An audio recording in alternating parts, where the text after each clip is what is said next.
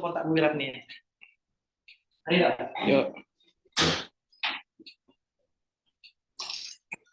Oke, selamat siang ke mahasiswa ya yang ngambil mata kuliah ilmu penyakit dalam dan kecil. Selamat siang. Selamat siang, Dok. Oke, respon dong. Apa saya close nih semua? Selamat siang, Dok. Siang, Dok. Selamat siang, Dok. Siang. Iya, baik. Nanti dalam waktu kira-kira 3 detik tidak ngerespon, saya bertanya, itu saya kick. Ya, itu aturan perkuliahan dengan online. Jadi mohon diperhatikan. Ya, meskipun kalian tidak perhatikan nggak apa-apa, tapi begitu saya panggil, silakan respon dengan cepat. Kalau enggak, saya kick. Baik, sebelum kita mulai, ini Korti mana ini masing-masing kelas? Ada 2 kelas di sini. Izin, Dok. Selamat siang, Dok. Saya dari Kortik kelas C, Wisnu, Dok. Ya. Izin, Dok. Selamat siang. Saya Korti kelas D, Adi, Dok. Oke, Wisnu dan Adi berapa orang ini ya? Kalau Wisnu berapa, Wisnu? Mau tanya. Oh, izin, Dok. Untuk kelas C sendiri itu kurang lebih 40 orang, Dok. Sisanya masih OTW join, Dok. Udah saya share di grup. Kalau kelas D kurang lebih 39, Dok. 39. Jangan kurang lebih, ini pasti. Berapa orang?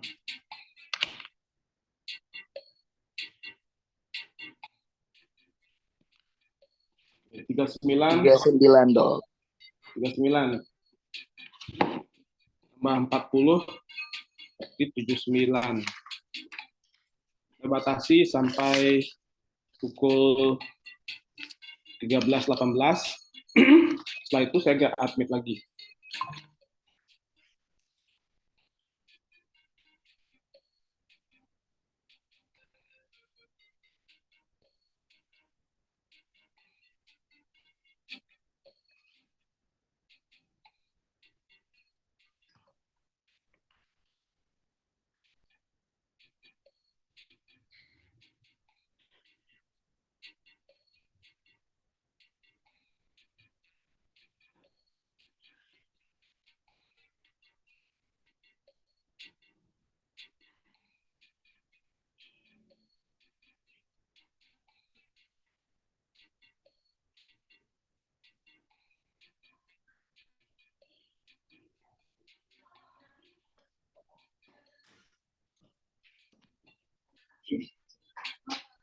Halo, deh, bisa aja. Saya mau ngajar internal. Sama Patris ini sekarang.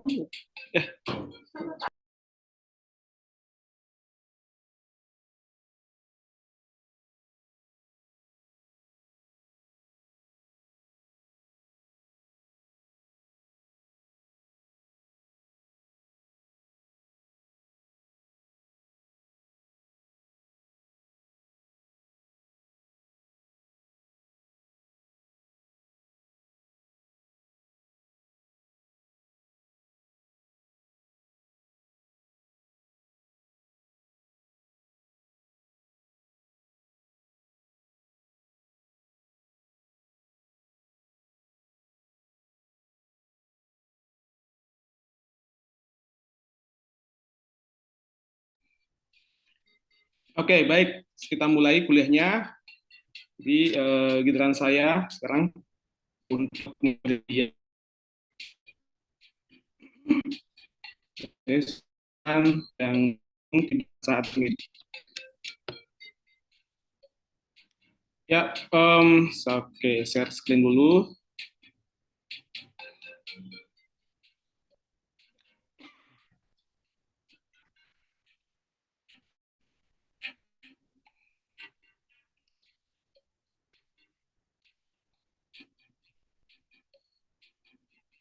Recording in progress.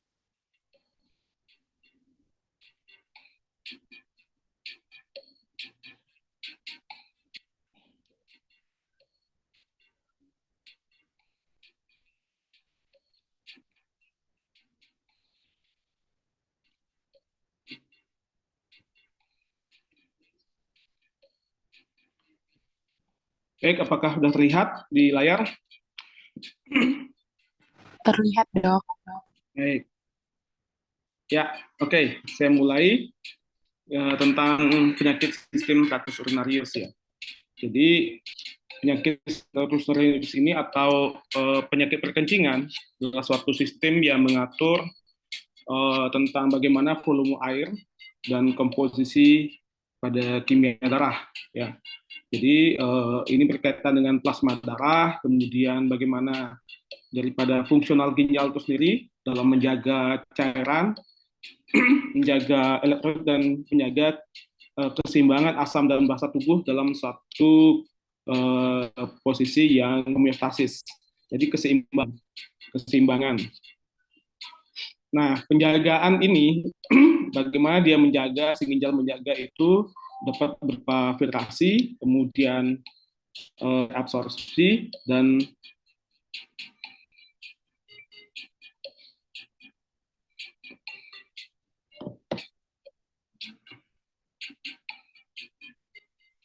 bentar. Oke, absorpsi dan ekskresi. Nah, saya lanjut. Nah, ini review tentang sistem tractus urinarius pada hewan kecil ya, pada hewan kecil jantan betina, tapi hewan besar juga tidak jauh ya. Ini sebenarnya mungkin nanti kedepannya saya usulkan untuk menggabungkan saja antara hewan kecil dan hewan besar nantinya ya, karena dari sistemnya itu sama ya, jadi tidak ada nanti terlupa nyambung ya sistemnya, sistem blok ini seperti ini. Nah, yang paling penting dalam sistem perkencingan di sini adalah ginjal. Bagaimana ginjal itu bekerja, kemudian bagi apa saja kerjanya, kemudian setelah itu hasilnya berupa apa saja. Nah, itu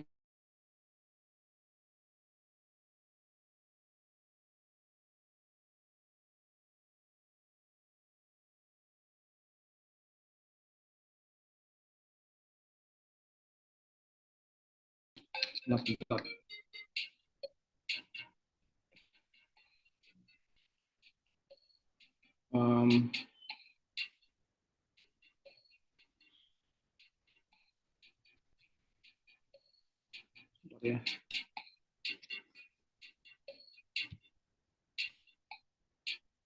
Oke. Ya. Jadi ginjal sangat bergantung pada sistem sirkulasi. Bagaimana dengan sirkulasi jika mengalami gangguan, itu filtrasi pada ginjal akan mengalami gangguan. Nah, organ-organ di bawahnya berupa ureter, kemudian di sini ada vesika urinaria, kemudian ureter sebagai saluran pembuang, ini itu hanya sebagai saluran saja dan penampung.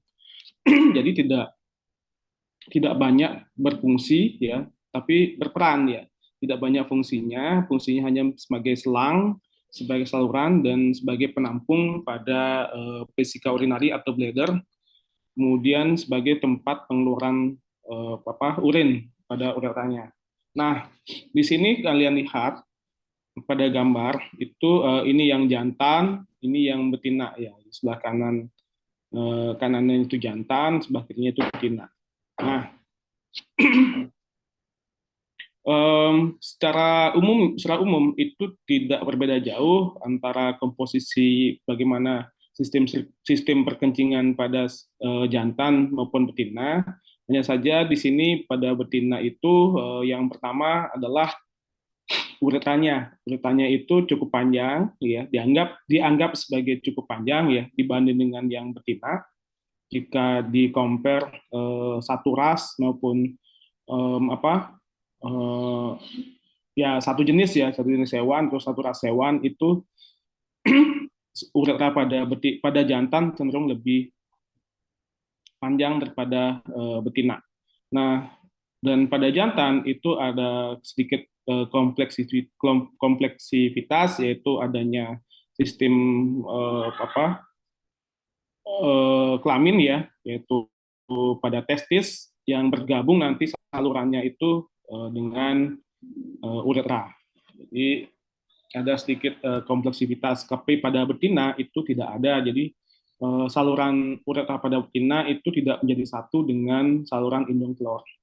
Saluran telur. Jadi dia terpisah pada sistem reproduksi pada betina, yaitu uterus, kemudian tuba fallopi, dan sebagainya. Mungkin nanti kalian lebih mendalami itu di reproduksi. Nah, ini sekelumit atau sedikit hal yang berbeda dari pada sistem tractus unaris pada jantan maupun betina yang nantinya itu sangat berperan dalam hal beberapa macam penyakit yang terjadi pada hewan ya, penyakit perkencingan pada hewan. Jadi ada berperan penting ya terhadap beberapa penyakit perkencingan pada hewan. Nah ini pada ruminansia agak sedikit berbeda ya. Kalau dengan pada kuda kan sedikit berbeda lagi. Nah ini kita bicarakan pada pertemuan semester depan nanti pada hewan besar. Nah, ini merupakan fungsi utama pada ginjal. Fungsinya adalah sebagai sistem ekskresi ya, sistem utamanya, tapi nantinya juga akan berperan sebagai sistem sekresi daripada hormon-hormon tertentu, kemudian jadi ekskresi dan sekresi. Dan fungsi ekskresi sendiri itu digunakan untuk mempertahankan bagaimana plasma darah terjadi suatu homeostasis atau keseimbangan. Ya, bagaimana si ginjal ini berperan dalam mempertahankan osmolalitas plasma darah, kemudian mempertahankan pada kadar elektrolit di plasma dalam rentang normal ya, kemudian mempertahankan derajat keasaman plasma dengan mengeluarkan kelebihan asam dan membentuk kembali HCO3. Jadi nantinya mekanisme-mekanisme ini juga sudah kalian pelajari sebenarnya di biokimia. Dan juga merupakan dapat mengekskresikan produk akhir daripada nitrogen dan metabolisme protein, namanya urea, asam urat, dan kreatinin. Dan fungsi yang vital yang lainnya adalah sebagai ekskresi racun yang umumnya terlarut dalam air. Jadi yang tidak terlalu dalam air tidak bisa dikeluarkan melalui ginjal. Jadi inilah fungsi utama ginjal. Jadi bagaimana dia itu mempertahankan daripada keseimbangan plasma darah. Nah, kemudian ini merupakan fungsi non-ekskresi atau fungsi selain non-ekskresi, bisa juga sebagai fungsi sebagai sekresi ya, untuk sekresi hormon, utamanya adalah penghasil renin. Anda harus ingat mekanisme renin-angiotensin aldosteron system, di mana jika ginjal itu merasa bahwa dirinya dirinya kekurangan cairan dalam hal filtrasi ya, dia akan mengeluarkan hormon renin ke dalam sistem peredaran darah ya, sistem darah. Kemudian hormon renin ini tangkap oleh direspon oleh hati, menghasilkan aldosteron, ya, mengeluarkan aldosteron, hormon aldosteron, kemudian juga mengeluarkan angiotensin. Ya, angiotensin 1 berubah jadi angiotensin 2, dan ini juga akan mempengaruhi jantung nantinya untuk dia meningkatkan kerja daripada jantung. Nah, ini merupakan feedback daripada permasalahan vaskularisasi pada ginjal yang disebabkan yang menjadikan ginjal kekurangan cairan sehingga terjadilah mekanisme renin angiotensin aldosteron system ini. Nah, mungkin nanti hal ini sangat berkaitan erat dengan apa yang nanti disampaikan oleh Dr. Trisna, ya, 2 minggu lagi untuk masalah tekanan pada jantung, ya.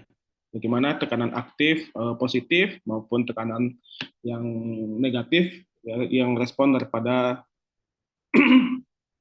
kebutuhan ginjal dan organ-organ tubuh yang lainnya terhadap cairan. Kemudian yang lain dalam fungsi ginjal sebagai non-ekskresi adalah sebagai penghasil daripada eritropoietin.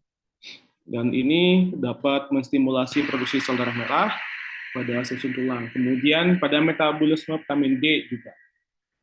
Jadi merubah 1,2 dihidroksivitamin 1,2 dihidroksivitamin D3 untuk metabolisme vitamin D menjadi bentuk aktif. Jadi provitamin D yang di bawah kulit itu diaktifasi oleh dihidrohidroksi vitamin D3 ini. Kemudian fungsi yang lain adalah degradasi insulin. Kemudian juga degradasi prolaktin pada hewan-hewan yang sedang menyusui. Kemudian sebagai penghasil daripada hormon atau penggertak daripada hadirnya hormon diuretikum, ya, atau hormon antidiuretikum, ya, ADH, dan hormon polipeptida. Kemudian dapat menghasilkan prostaglandin sebagai vasodilatator dan bekerja secara lokal untuk melindungi kerusakan iskemia pada ginjal. Nah, ini prostaglandin sebagai hormon steroid juga dapat meningkatkan tekanan jantung, dan pada pembuluh darah terjadi vasodilatasi. Ini fungsinya untuk menghindari kerusakan ginjal yang terjadi secara iskemik. Jadi ginjal-ginjal yang kekurangan sel-sel ginjal yang kekurangan oksigen maupun kekurangan makanan itu dapat terlindungi, ya, karena menghasilkan hormon daripada prostaglandin ini. Nah, ini fungsi ginjal secara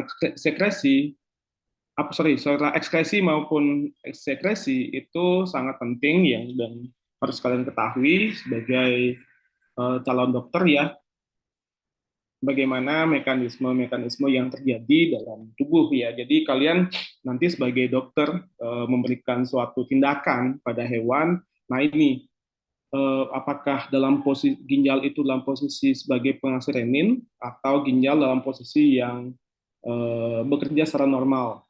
Jadi kalau misalnya hormon renin tidak diproduksi, kemudian produksi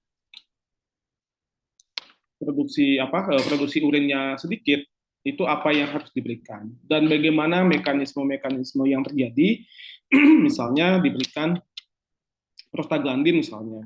Nah, bagaimana mekanisme yang terjadi jika hewan itu diberikan prostaglandin, kemudian untuk bagaimana pengaturan daripada pengeluaran renin juga nantinya. Jadi bisa men-trigger satu sama yang lainnya.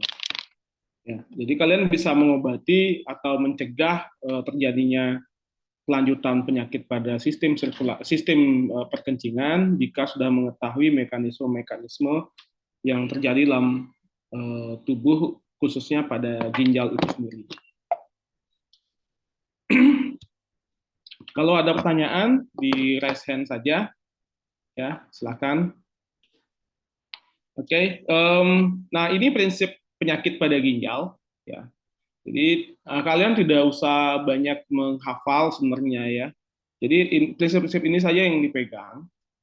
Apa saja sih prinsip penyakit pada ginjal ya? Jadi masalah pada ginjal apa saja sih? Yang pertama yaitu penurunan daripada fungsi ginjal. Kapan fungsi ginjal ini menurun? Jika tiba-tiba produksi urinnya sangat banyak, ya. Kemudian atau dalam waktu sekian waktu ya, sekian hari atau sekian minggu itu tidak ada produksi urin misalnya. Berarti fungsi daripada ginjalnya itu berubah ya. Nah, kemudian yang kedua, ada gangguan metabolisme protein. Kenapa? Karena protein jika pada urinalisis itu ditemukan protein, tapi atau proteinuria, berarti ada masalah pada sistem tubularnya atau sistem filtrasinya. Nah, itu berarti ya kita ketahui bersama bahwa mestinya protein itu tidak bisa menembus filtrasi. Tapi kalau ada protein dalam urin, berarti ada gangguan metabolisme protein. Atau protein yang misalnya termetabolisme itu tidak terbentuk. Dan ini protein itu bisa juga digambarkan sebagai albumin ya, karena albumin itu unsur pembentuk utamanya adalah protein. Jadi kalau misalnya terjadi albuminuria, dan itu juga masalah gangguan pada sistem metabolisme protein. Nah, kemudian prinsip yang lain yaitu terjadinya gangguan homeostasis asam, basa, dan air. Jadi pH, ya cek pH pada urinalisis. Jika pH urin sangat tinggi atau pH urin yang sangat rendah, itu menggambarkan terjadi masalah pada sistem urinari. Jadi pH 6,6, 6,5 urin ya, pH urin dalam kisaran 65 sampai 6,5 sampai 6,7, 6,6 ya, 6,6, 6,7 itu terlampaui atau kurang dari itu berarti ada masalah pada sistem homeostasis. Ya, jadi apakah terlalu basah sistem dalam tubuh atau terlalu asam sistem dalam tubuh itu. Nah, kemudian ini juga sebenarnya paling mudah ya. Jadi kalau misalnya suatu organ itu menghasilkan end product. Jadi misalnya pada sistem pencernaan itu end products-nya itu adalah feses. Kemudian darah semuanya bisa digolongkan end product, tapi bukan suatu end products itu. Tapi juga darah merupakan suatu produksi daripada metabolisme yang eritropoietik ya, sehingga menghasilkan sel darah merah. Dan itu juga menjadi end product. Dan di sini ginjal itu dapat menghasilkan urin sebagai end product. Jadi lebih mudah untuk menilai, lebih mudah untuk mengukur, dan lebih mudah untuk memeriksa. Jadi tinggal kalian kolek urinnya, kalian akan mendapatkan banyak informasi di sana, bagaimana fungsi ginjal itu sendiri, apakah masih berfungsi dengan baik atau kurang baik, ya, atau malah ginjalnya tidak berfungsi sama sekali. Jadi tinggal kalian mengetahui 4 prinsip daripada masalah pada ginjal ini, nah kalian akan bisa mengetahui atau menggambarkan bahwa ginjal ini normal atau tidak. Ya, nah tinggal nanti kalian itu mengetahui model-model apa sih atau penyakit-penyakit apa saja yang terjadi di sana pada ginjal. Misalkan pada glomerulus infeksi, berarti ada namanya adalah glomerulonefritis. Kemudian pada nefron, pada filtrasinya mengalami masalah atau mengalami infeksi atau inflamasi, itu istilahnya nefritis, gitu, seperti itu. Jadi tinggal kalian mengetahui apa sih yang di mana letak terjadinya gangguan daripada sistem urinaria itu atau gangguan pada ginjal itu. Tapi pada prinsip itu kalian harus mengetahui 4 prinsip masalah pada ginjal ini. Nah, seperti tadi saya sampaikan, urin merupakan suatu end product ya, sehingga dapat mengukur derajat hilangnya fungsi renal atau ginjal. Jadi kalian bisa mengukur atau menilai urinnya dengan melakukan suatu urinalysis, apakah dengan mesin ataukah dengan yang lainnya, dengan mikroskopi seperti itu bisa mengetahui apa saja yang terjadi pada ginjalnya. Jadi sebelum melakukan pemeriksaan lanjutan, misalnya USG atau X-ray, itu Anda harus melakukan urinalysis. Ini kunci.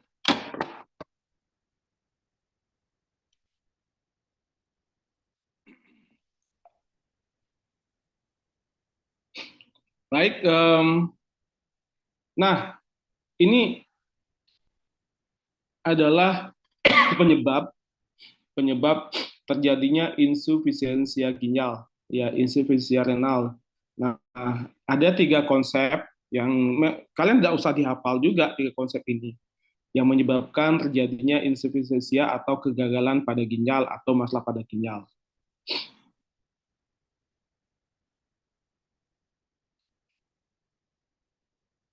Kemudian yang pertama adalah itu prerenal. Prerenal itu adalah penyebab insufisiensia ginjal yang berasal dari luar ginjal, yaitu tadi seperti saya sampaikan di awal, itu adalah sistem sirkulasi. Kemudian yang kedua itu penyebabnya adalah pada renalnya sendiri atau renal intrarenal. Apakah itu karena infeksi, apakah karena eh, apakah karena teman kalian masih banyak yang masuk ya.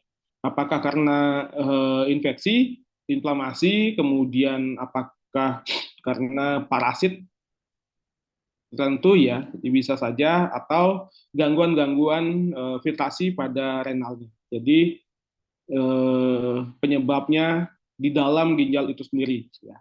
Apakah ada penyumbatan misalnya pada renalnya itu terjadi apa namanya penyumbatan batu urolit ya, misalnya pada darah epilum atau darah renalnya itu terjadi pada renal sendiri. Kemudian penyebab terakhir sebagai penyebab daripada insufisiensia renalis atau ginjal itulah postrenal. Jadi setelah renalnya, setelah ginjal, apakah itu terjadi di ureter ataukah terjadi di vesika urinaria ataukah terjadi pada uretranya. Apakah itu berupa penyumbatan sehingga urin tidak bisa keluar dan balik kembali ke ginjal, ataukah berupa inflamasi atau infeksi pada saluran-saluran itu yang bisa bersifat ascending ya, naik ke atas lagi. Kemudian apa saja ya? Jadi apa saja yang terjadi di setelah renal itu bisa menyebabkan terjadinya insufisiensia ginjal postrenal.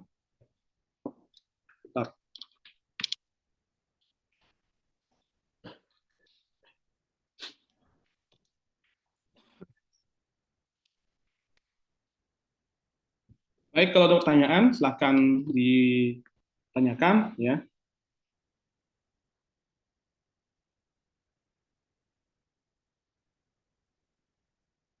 Izin bertanya, Dok. Ya, silakan. Mungkin saya izin bertanya tadi, sebelumnya perkenalkan nama saya Cukur Gede Dharma dan Anjaya Susila.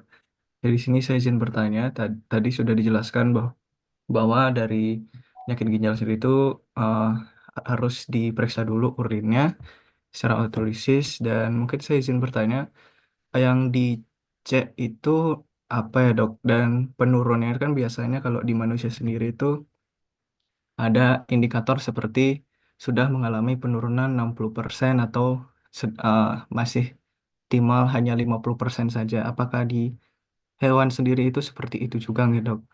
Dengan hasil dielaborasikan dengan hasil pengukuran autolisis tersebut, Dok. Mungkin itu pertanyaan saya, Dok.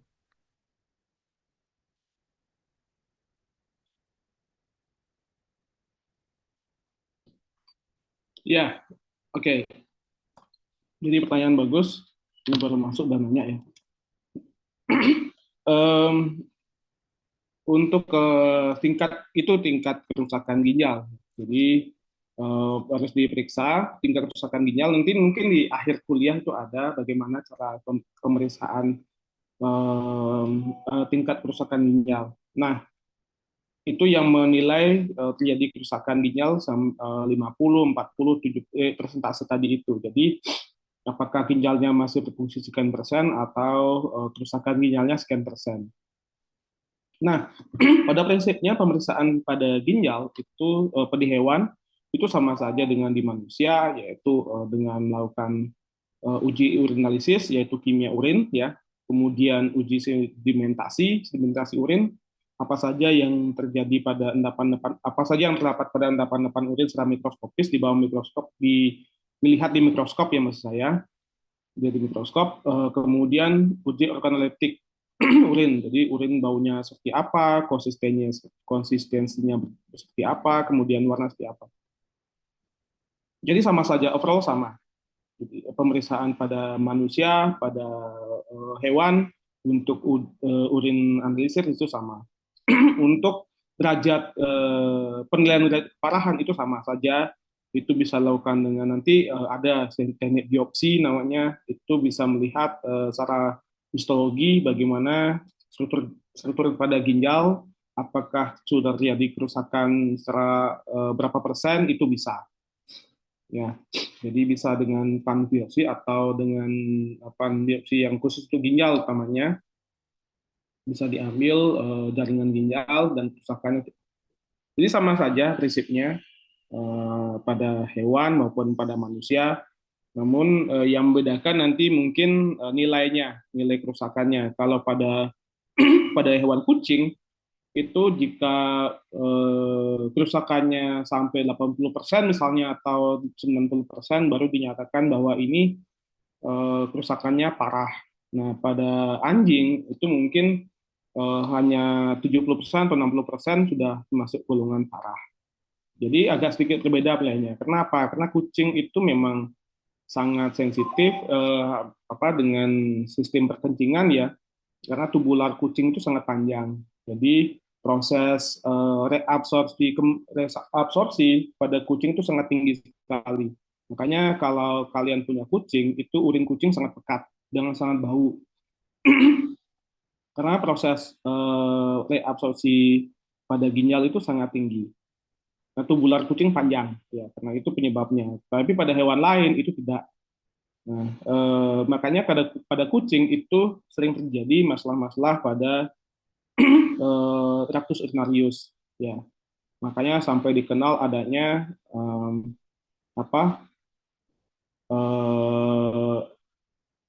urinary tract disease ya, feline urinary tract disease, jadi FUTD. Jadi sampai muncul istilah seperti itu ya pada kucing-kucing utamanya itu sangat sering terjadi masalah pada perkencingan. Nah ini yang nanti mungkin kalian harus lebih banyak pelajari atau banyak membaca kejadian-kejadian pada masing-masing hewan. Ya memang agak sedikit complicated ya dibanding dengan manusia yang tadi hanya satu orang ya. Tapi kalian harus mempelajari beberapa hewan. Nah pada reptil atau kura-kura ya, misalnya sistem perkencingannya seperti apa, karena dia tidak bisa mengolah secara bagus urin misalnya. Jadi banyak kura-kura yang mengalami urolithiasis ya. Jadi pada kasus-kasus yang tinggi urin atau tinggi apa sih namanya? Saya lupa. Uric acid ya, pada tinggi asam urat saya. Tinggi asam urat pada kasus-kasus tertentu, pada reptil ya iguana, kemudian kura-kura itu banyak terjadi kasus-kasus urolithiasis karena dia tidak bisa membuang secara penuh uric acid tadi. Ya, jadi kalian akan lebih kompleks ya kalau membicarakan beberapa hewan karena masing-masing hewan punya suatu mekanisme yang sedikit berbeda satu sama yang lainnya. Tapi secara pemeriksaan itu hampir mirip, ya, hampir sama antara manusia dan hewan. Ya, mungkin itu bisa saya sampaikan. Bagaimana, Cok? Baik, mungkin sudah terjawab, Dokter. Terima kasih. Oke, kalau ada pertanyaan yang lain silakan di Izin eh, bertanya. ya, silakan. Baik, perkenalkan nama saya Ibu Sri Ayu Putri Shinti Andara Devi dengan NIM 2209511103. Nah, tadi dokter sudah menjelaskan terkait dengan postrenal. Jadi, postrenal sendiri itu merupakan suatu gangguan pada renal, di mana gangguan ini bisa diakibatkan oleh adanya inflamasi, parasit, ataupun yang utama adanya obstruksi ataupun penyumbatan. Nah, yang jadi pertanyaan saya adalah, jadi kan gangguan tersebut tuh gangguan yang pada saluran seperti ureter, vesika, urania, ataupun uretra. Nah, yang jadi pertanyaannya adalah, bagaimana sih penanganan dari post-renal ini, Dok? Terima kasih. Oke, ini sebenarnya lebih enak tanya ya. Nanti saya share saja kalau misalnya tidak selesai dalam waktu ini, saya share aja PPT saya. Jadi nggak banyak konsep-konsep, saya lebih banyak ke konsep nantinya. Ya, pertanyaan sangat bagus ya. Jadi bagaimana caranya pada kasus-kasus penyumbatan namanya pada sistem postrenal.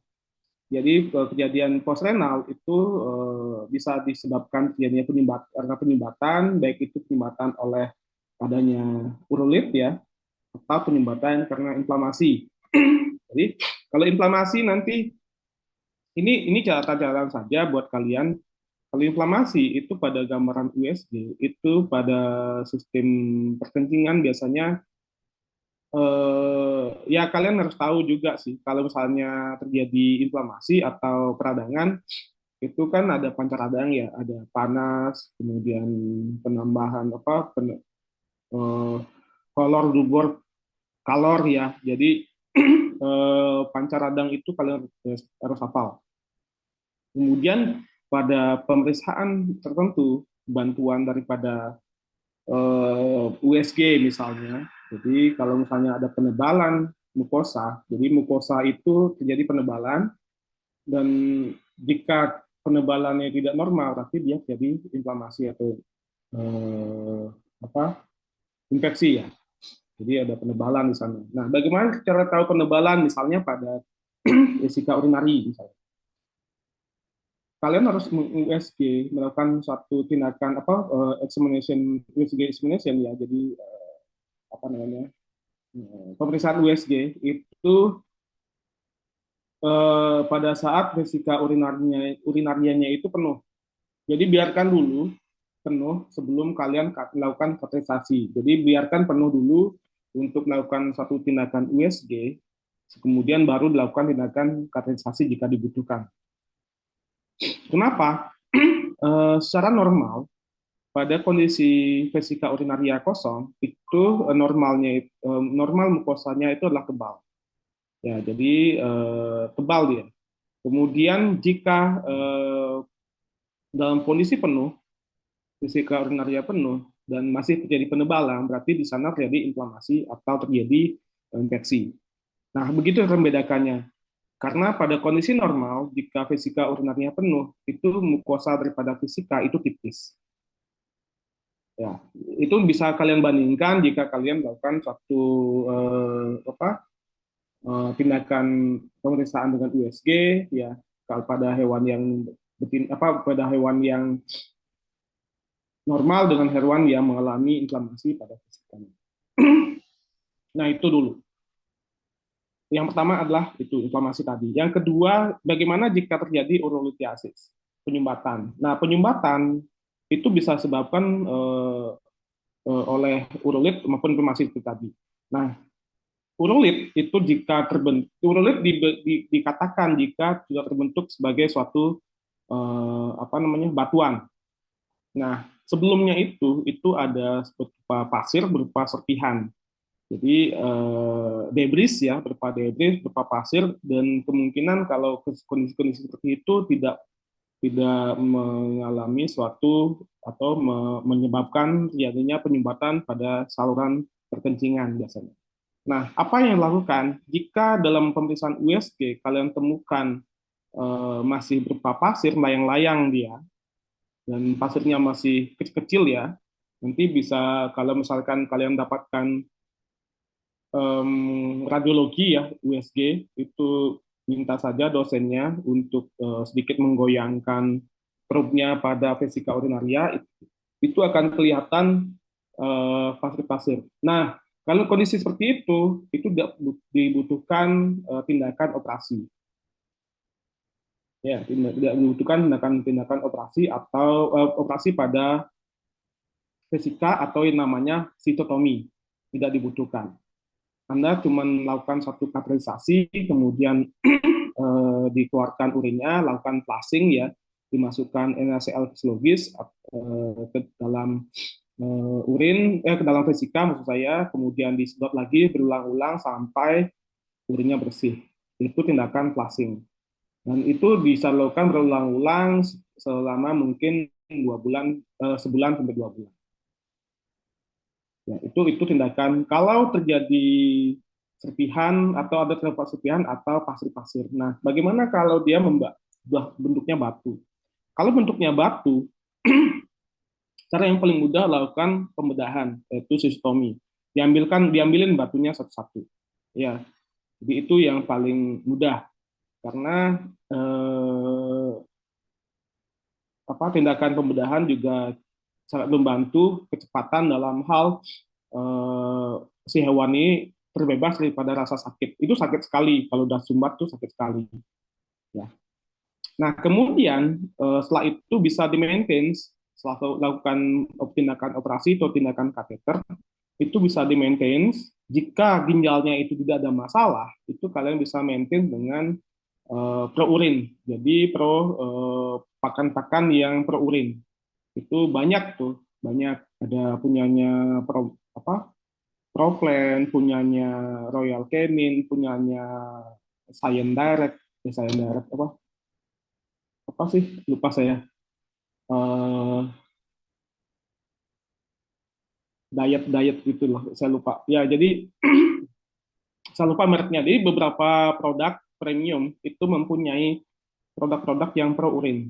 Jadi kalian bisa gunakan itu untuk maintenance. Jadi produk pro urin itu pada prinsipnya tidak bisa menghasilkan batu, tapi dia bisa mengurangi kalau masih berupa serpihan. Itu secara prinsip. Tapi kadang-kadang jualan itu kan sedikit bombastis ya. Dibilang ini bisa menghasilkan batu. Itu prosesnya lama. Ya, bisa mingguan, bisa ya lama prosesnya. Dan itu hewannya sangat tersisa kalau tidak urinnya tidak keluar. Jadi itu tindakan yang bisa kita lakukan saya ulangi lagi, jika dia masih berupa serpihan dilihat di USG atau berupa pasir-pasir, kalian bisa lakukan kateterisasi kemudian lakukan flushing. Jika batunya itu sudah besar, ya sudah sampai menyumbat, itu segera mungkin lakukan sistotomi, lakukan pembedahan, diambil batunya satu-satu. Kemudian setelah itu di-maintain dengan pakan. Nah, pakan ini kalian bisa juga lihat pada saat urinalisis. Apa nih? Pada saat urinalisis pH-nya apa? pH-nya basa. Kalau pH-nya basa, kalian harus berikan banyak yang sifatnya asam. Daging, protein tinggi itu asam. Kemudian kalau dia sifatnya asam ya, jadi urinnya bersifatnya asam, 5 ke bawah itu asam, itu kalian bisa berikan yang basa, yang oksalat yang tinggi, oksalat juga bisa. Kalsium juga bisa mengikat meningkatkan kadar pH urin ya itu. Jadi lawan dia dengan lawannya, maksudnya bukan lawan, berikan dengan lawannya. Jadi kuncinya itu adalah di urinalisis ya, kuncinya urinalisis dan pemeriksaan penunjang. Bagaimana? Baik dok, dapat dimengerti. Ya. Terima kasih. Oke, nanti kalian bisa lebih dalam lagi atau lebih jelas lagi mungkin pada saat kalian itu membaca atau membuat suatu paper nantinya untuk presentasi itu minggu depan ya. Itu bisa akan terlihat dengan jelas apa yang harus kalian lakukan. Apakah tanya lagi?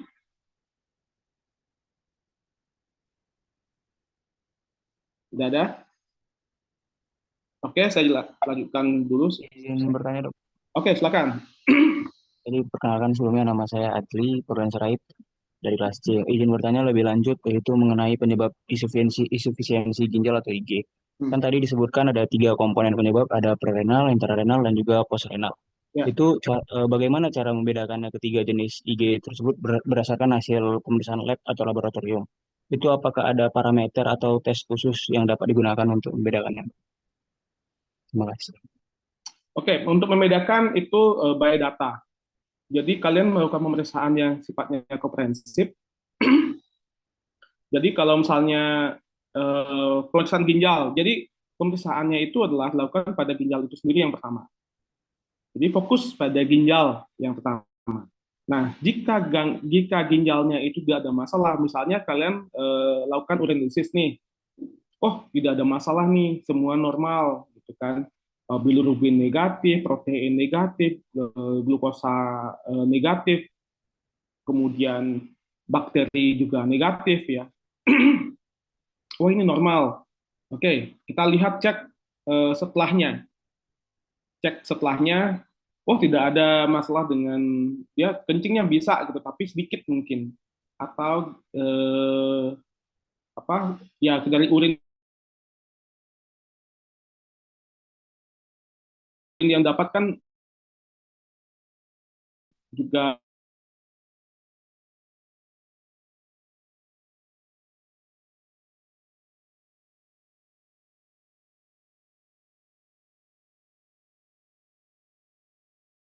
sel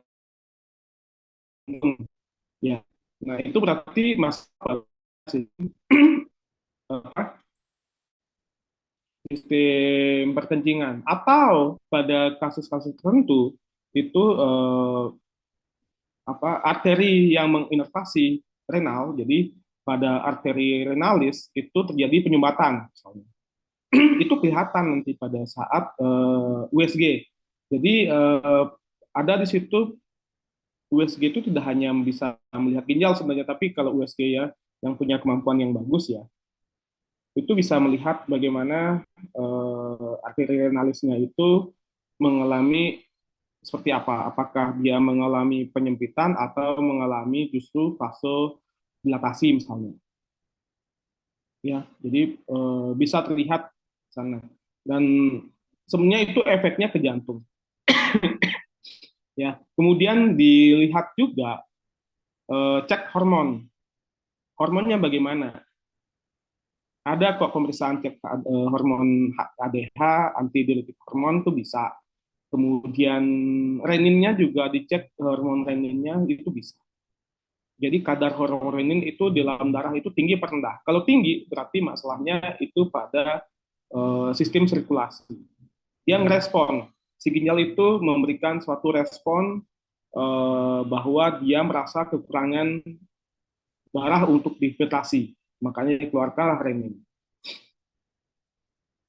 Ya, itu mekanisme renin-angiotensin nantinya yang bekerja. Nah, hal seperti itulah yang bisa menjadi mungkin ini juga coba di cross check dengan Dr. Krisna, bagaimana jika ginjal itu mengalami insufisiensia prerenal, ya, jadi harus berdasarkan data-data dari hasil pemeriksaan. Tidak bisa, oh ini dibedakan dasarnya adalah pemeriksaan fisik, tidak bisa. Ya, tidak bisa. Jadi harus melalui pemeriksaan yang cukup komprehensif, ya data-data dari situ dianalisa, kemudian dijatuhkanlah suatu diagnosa bahwa ini mengalami masalah insufisiensia renal yang sifatnya prerenal. Mungkin itu yang bisa saya jawab. Bagaimana? Baik, terima kasih, Dok. Oke. Yang lain apakah ada pertanyaan? Sebentar ya, saya ambil minum dulu ya.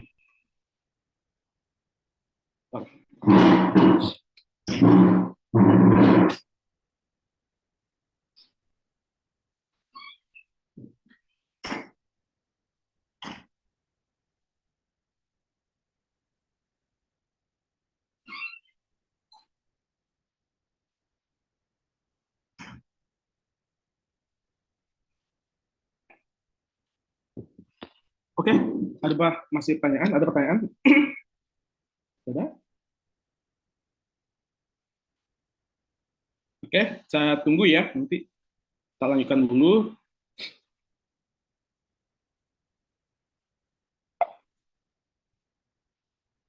Nah, ini tadi faktor ini yang ekstrarenal ya. Jadi tergantung besarnya kontrol pada fase motor yang biasanya terjadi secara tiba-tiba ya, seperti shock, dehidrasi, dan hemoragik.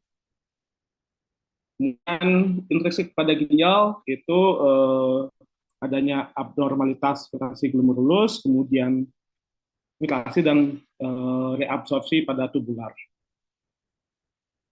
Ya, mungkin ini nanti saya berikan ke Korti untuk dibaca oleh kalian. Nah, ini soalnya saya sampaikan bahwa saya akan hanya membahas tentang prinsip-prinsipnya saja. Jadi saya punya tugas untuk menanamkan konsep ke kalian. Ya, jadi nah seperti ini misalnya. Bagaimana perkembangan disfungsi ginjal terhadap hilangnya jaringan ginjal yang sifatnya fungsional. Nah, jika terjadi insufisiensi ginjal, ya, dan itu terjadi jika hewannya itu dapat bertahan hidup. Ya, dan ini akan terjadi suatu kompensasi. Nah, jangan mungkin begini ya. Kompensasi pertama itu adalah si ginjal ini adalah mengalihkan pekerjaannya itu ke ginjal yang lain. Ya, jadi jangan mengira bahwa dalam setiap kegiatan, dalam setiap pekerjaan, kedua ginjal yang kita miliki atau hewan punyai itu bekerja bersama-sama sama beratnya, tidak. Jadi ada kecenderungan untuk membebani, saya lupa kiri apa kanan gitu ya. Saya lupa, mohon maaf saya lupa, mungkin nanti kita sama-sama cari, itu membebani ke di kiri, karena dia sirkulasi ke seluruh tubuh itu jantung ada di kiri. Ya, jadi lebih banyak di kiri dia. Nah, kemudian pada kasus-kasus tertentu, jika hewan atau ginjalnya mengalami masalah, dia akan melakukan suatu kompensasi. Mengkompensasi yang pertama itu adalah tadi, mekanisme RAAS tadi. Yang kedua adalah bagaimana dia itu mengalihkan tugasnya, bebannya itu ke ginjal yang lain. Nah, jika ini berlangsung secara terus-menerus, itu akan terjadi kelanjutannya berupa gagal ginjal, misalnya. Ya, insufisiensi ginjal ini. Jadi entah itu gagal ginjal yang sifatnya akut maupun entah gagal ginjal sifatnya kronis. Ya, tapi sebagian besar kalau kejadian sampai terjadi mekanisme kompensasi itu yang terjadi adalah gagal ginjal yang sifatnya kronis. Nah, hasil akhir daripada gagal ginjal atau insufisiensi renalis ini adalah uremia. Ini merupakan hasil akhir di mana kalau di hewan itu ada bau mulutnya yang sangat busuk ya, kemudian ulcerasi pada daerah mukosal, entah itu menguasai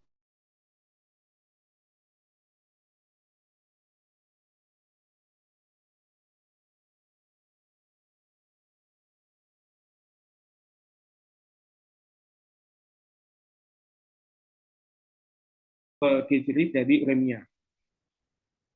Dan ini merupakan ciri daripada gagal ginjal yang sifatnya kronis. Dan biasanya kalau sudah seperti ini, itu hewan atau manusia pun itu tidak tertolong. Jadi ditolongnya pun dengan melakukan suatu tindakan hemodialisa, ya cuci darah itu.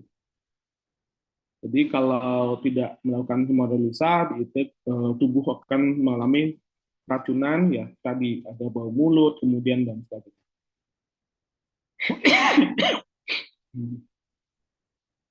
Oke. Nah, ini yang mungkin lebih saya suka itu bagaimana patofisiologi daripada insufisiensi ginjal. Nah, sedikit saya sampaikan di sini bahwa gambaran daripada urinalysis yang kemungkinan bukan paling penting sih ya, tapi yang sering dilihat itu dalam hal adanya protein di urin atau proteinuria atau albumin ya, karena protein persisnya adalah albumin atau albuminuria pada urin.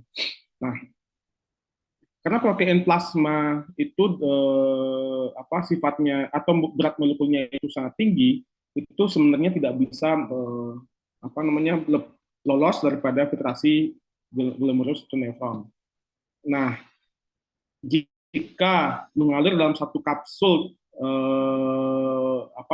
kapsula ya, akan mengakibatkan terjadinya penurunan atau bahkan penghentian daripada laju filtrasi di glomerulus. Jadi GFR rate-nya itu akan jadi turun. Nah, ini ciri daripada epitel glomerulus yang mengalami kerusakan. Nanti mungkin ada pertanyaan ya, apa sih ciri daripada glomerulus yang mengalami masalah? Ya, jawabannya adalah adanya penurunan laju filtrasi pada glomerulus. Jadi GFR-nya itu akan menurun atau bahkan terhenti sama sekali. Nah, mekanisme ini yang menyebabkan insufisiensi ginjal itu sangat jelas terlihat nantinya. Ya, kenapa? Karena jika laju filtrasi glomerusnya ini akan turun atau bahkan berhenti, itu tidak urin itu tidak akan terbentuk. Jadi anuria dia. Ya. Jadi seperti tidak ada urin sama sekali yang terbentuk karena gagalnya glomerulus dalam melakukan satu filtrasi. Oke. Nah, ini sangat kalau kalian pelajari lebih detail lagi itu sangat menarik karena apa-apa yang terjadi dalam sistem glomerulus atau tubular itu sangat sangat kompleks untuk diketahui, dan disitulah letak bagaimana kalau kita untuk menangani kasus-kasus pada ginjal. Apakah ini kerusakan ginjalnya itu mengalami kerusakan yang sifatnya parah sekian persen, ataukah ini masih bisa recovery atau ginjalnya masih bisa membentuk sel-sel yang baru lagi.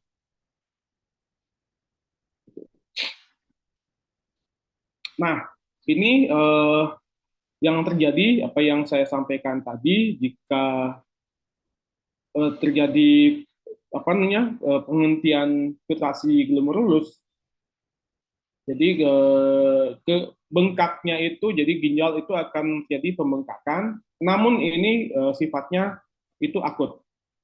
Ya, bengkaknya itu akut, jadi pada filtrasi glomerulus yang total di 0 ya, yang tidak ada filtrasi, itu ginjalnya akan membekas akut. Tapi nantinya itu akan kembali normal dan bahkan mengalami hipofungsi, jadi pengecilan pada ginjal. Nah, ini karena akibat faktor glomerulus tidak bisa dia mengganti selnya secara fungsional, yaitu mengganti sel glomerulus atau sel nefron dengan nefron, tapi mengganti sel glomerulus ini atau sel nefron ini dengan jaringan ikat.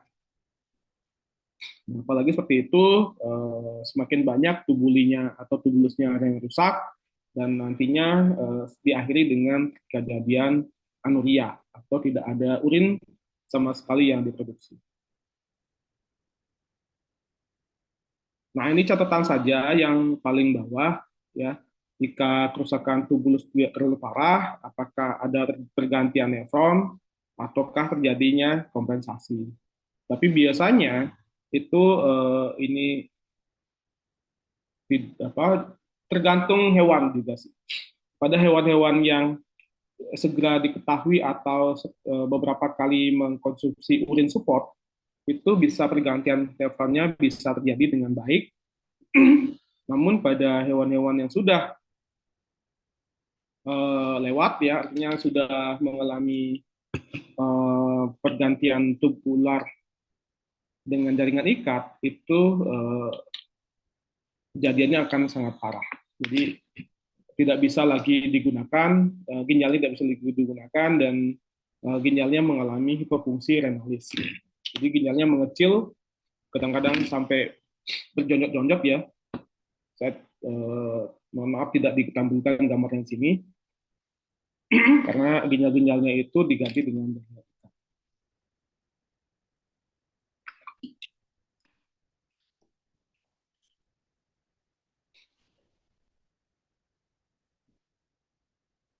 Ya, ini sifatnya teoritis ya, teoritis. Nanti kalian bisa baca-baca sendiri.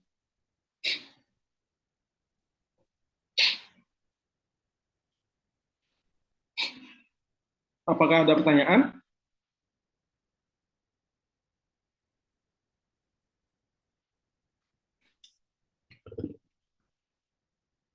Ada pertanyaan? Tidak? Ya. Nah, ini patogenesisnya yang lebih lanjut, bagaimana gagal ginjal akut dan gagal ginjal kronis. Nah, ini perbedaan jika terjadi gagal ginjal akut, mungkin nanti kalian pada saat membuat paper itu akan lebih paham lagi. Nah, perbedaan di sini, jika gagal ginjal akut, jumlah urin yang diproduksi itu jumlahnya volumenya sangat besar, namun rendah konsentrasinya. Jadi dengan konsentrasi rendah, tapi urinnya jumlahnya besar. Dan ini mengakibatkan terjadi dehidrasi. Kemudian pada gagal ginjal kronis, itu eksesi urinnya itu volumenya akan terus-menerus menurun ya, dengan konsentrasi yang sangat tinggi. Ya, tapi ini tergantung di hewan. Nanti jangan samakan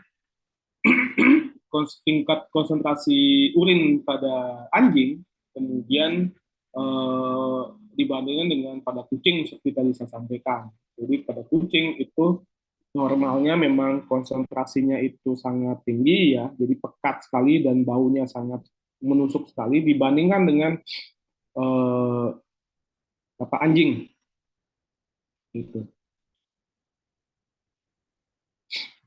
Nah, ini secara teoritis saja bagaimana abnormalitas aliran urin, ada poliuria, kemudian cepat saja, ada oliguria, kemudian anuria, sebagainya. Oke, sampai di sini ada pertanyaan?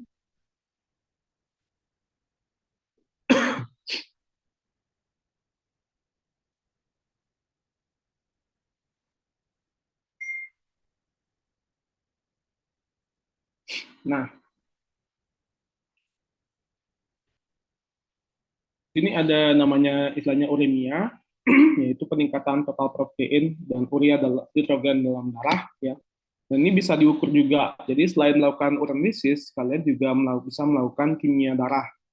Ya, apakah terjadi uremia atau tidak?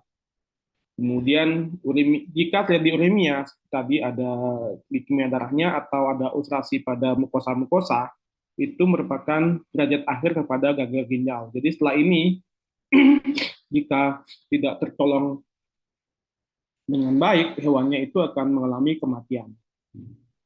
Ya. Dan penolongannya itu bisa lakukan dengan melakukan satu tindakan hemodialisa. Apakah memungkinkan pada hewan? Memungkinkan. Dan beberapa hewan-hewan yang mengalami gagal ginjal itu dilakukan hemodialisa. Sama seperti di manusia. Sama. Oke, itu sedikit. Kemudian, nah ini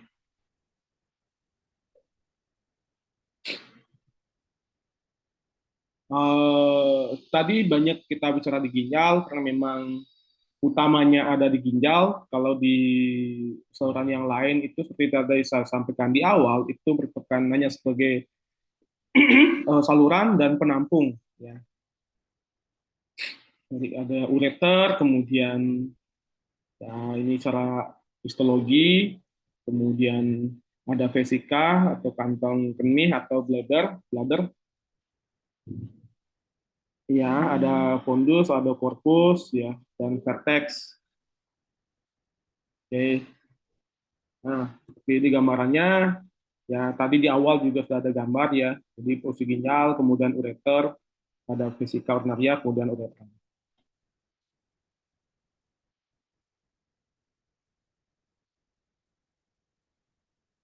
Oke.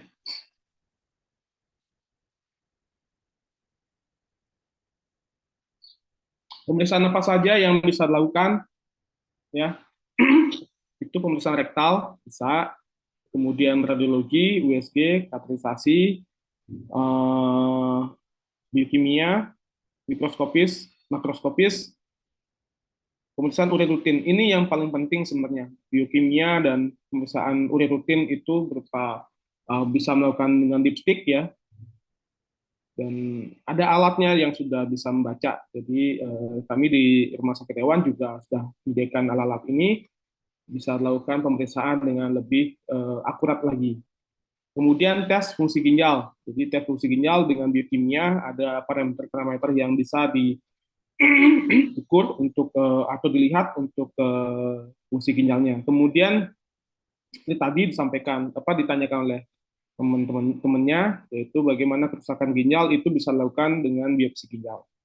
Jadi ginjal diambil, jaringan ginjalnya diambil, dibuat preparat histologi, kemudian dicek di mikroskop apakah kerusakan ginjalnya sampai di mana saja.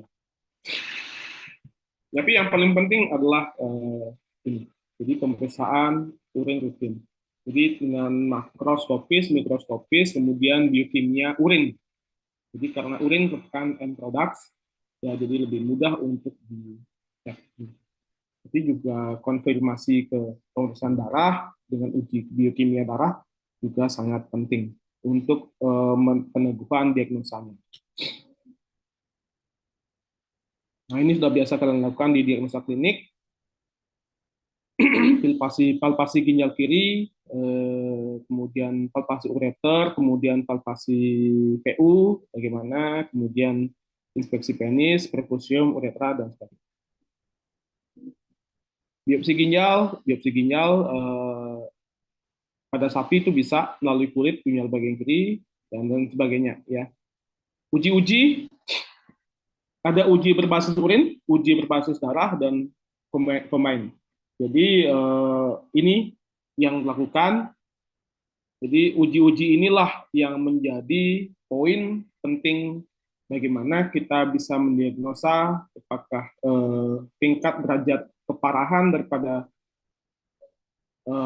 hewannya keparahan pada sistem nervus hewan itu. Jadi tidak banyak sebenarnya uji-uji ini. Ya, uji-uji atau tes yang berbasis urin, kemudian berbasis pada darah, kemudian berbasis pada urin dan darah. Oke? Itu yang bisa saya sampaikan. Ada pertanyaan lagi?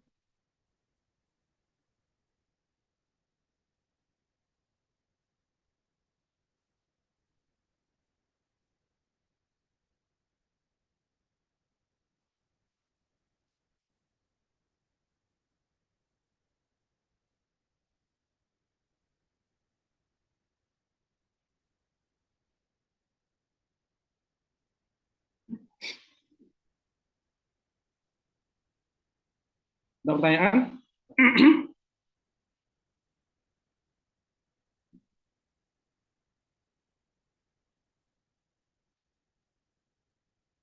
Sahril Gifari? Oke dok, mungkin sudah cukup. Cukup? Cukup dok. Oke. Ini Komang Adnyani Telaga.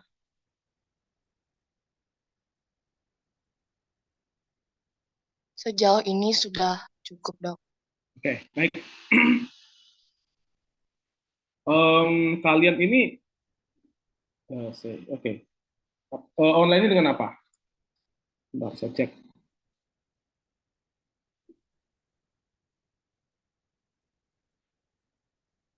Oke.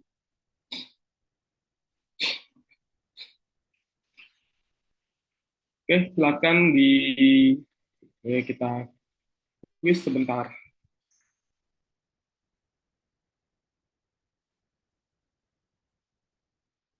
Hmm.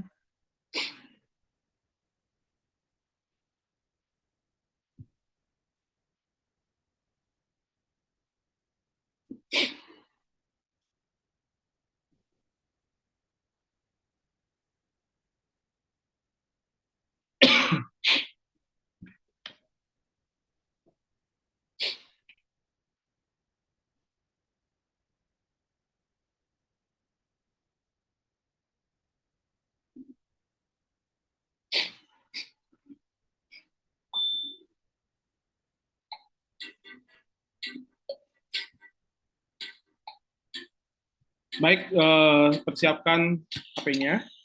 Kita quiz sebentar untuk menilai, bukan menilai, jadi mengetahui kesiapan kalian atau pengetahuan kalian selama kuliah tadi.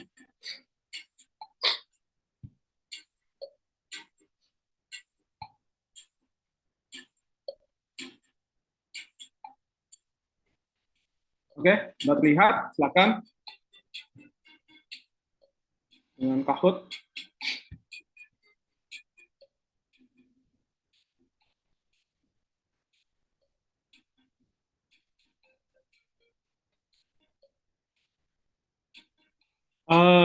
Sorry, bisa di ini dengan NIM ya, kelas dan NIM namanya.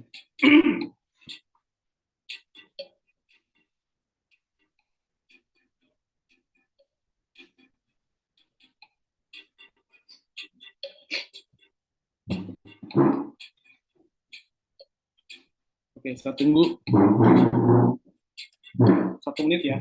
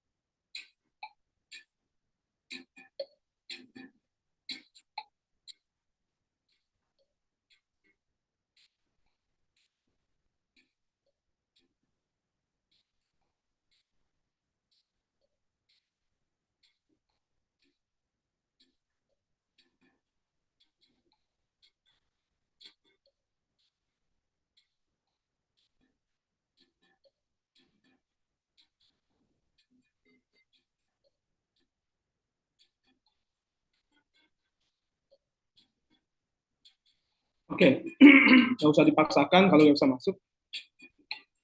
Ya.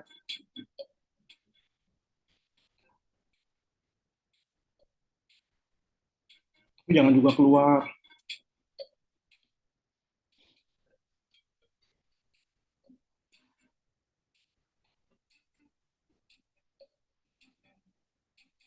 Oke, saya mulai saja. Sudah 50 orang.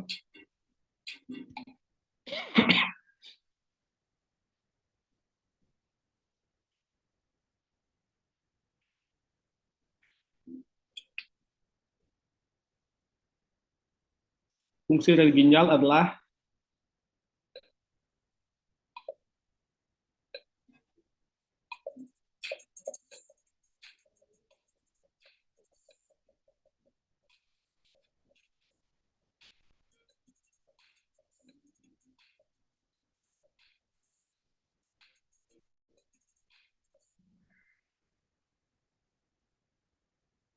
oke.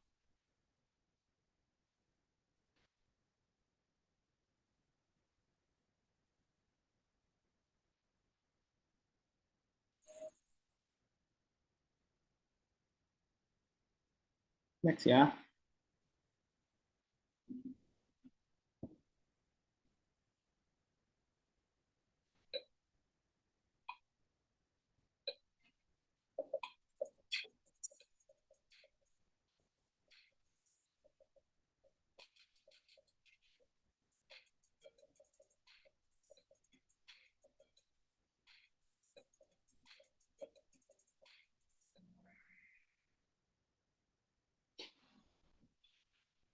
Ya.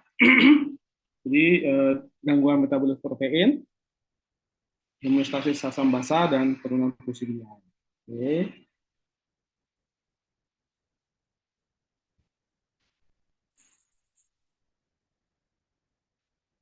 Yap. Jadi,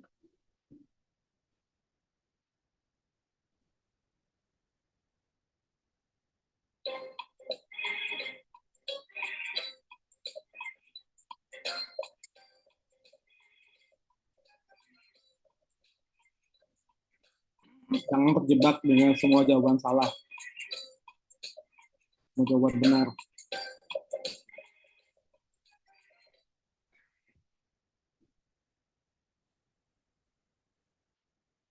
Oke.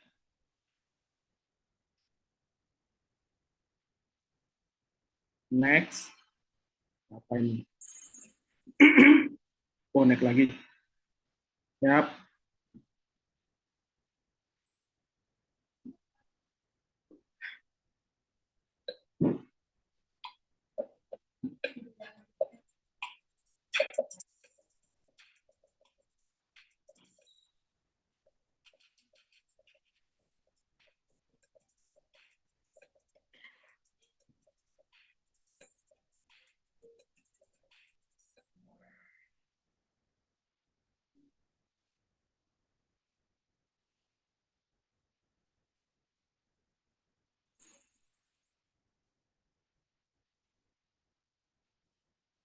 Oke.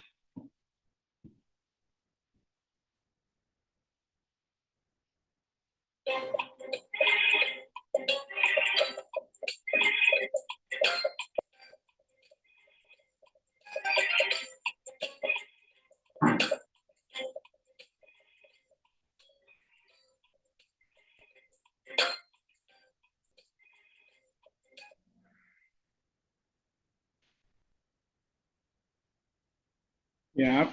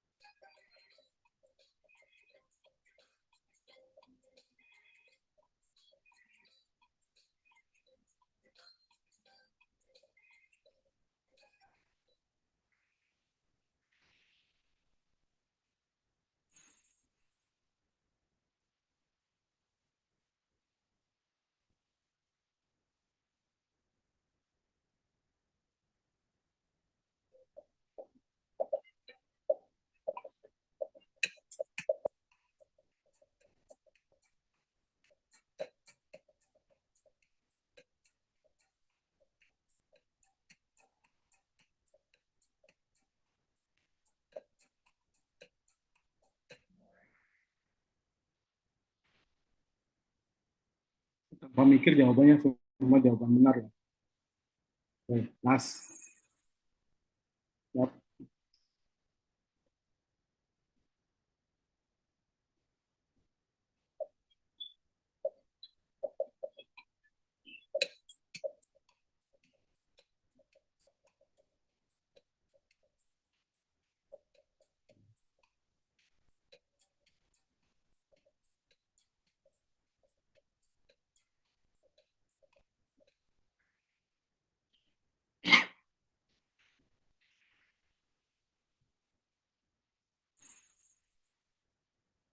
Baik, yang terakhir.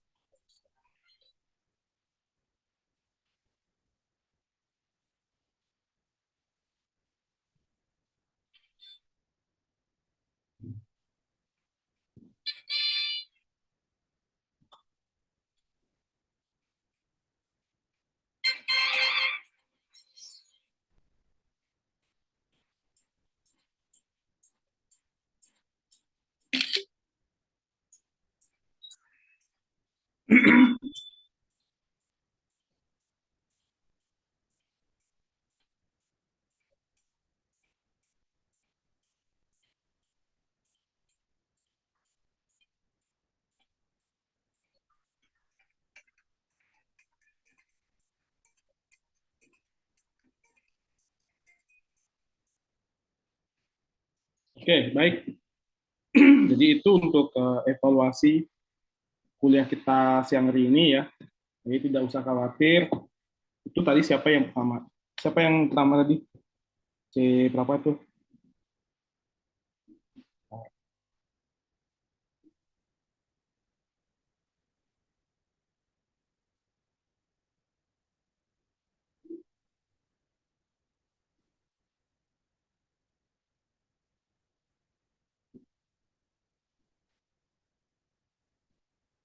C083 siapa?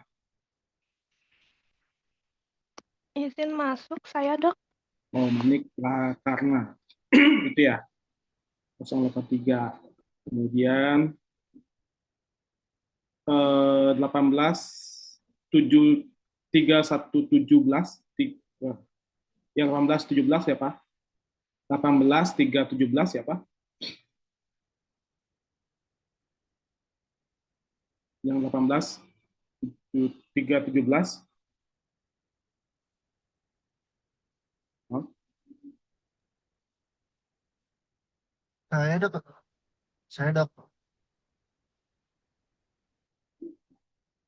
Oke, Wildan. Ya. Yang C123.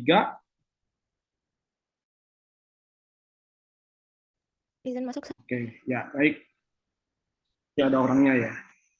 Oke, mungkin itu yang bisa saya sampaikan. Nanti saya share langsung materinya ke Korpi ya.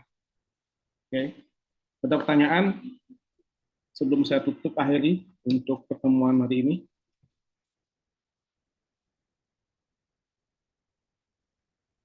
Tidak ada. Oke, baik. Terima kasih semua ya atas hadirannya kelas C dan kelas D. Terima kasih sudah bisa digabung jadi satu. Jadi saya sekali aja ngomong, tidak dua kali ngomong ya. Mengirit energi juga. Terima kasih ya. Sampai ketemu minggu depan dan saya segera akan kirimkan tugas-tugas buat kalian. Kalau tidak ada ininya, mungkin bisa dibagi ya.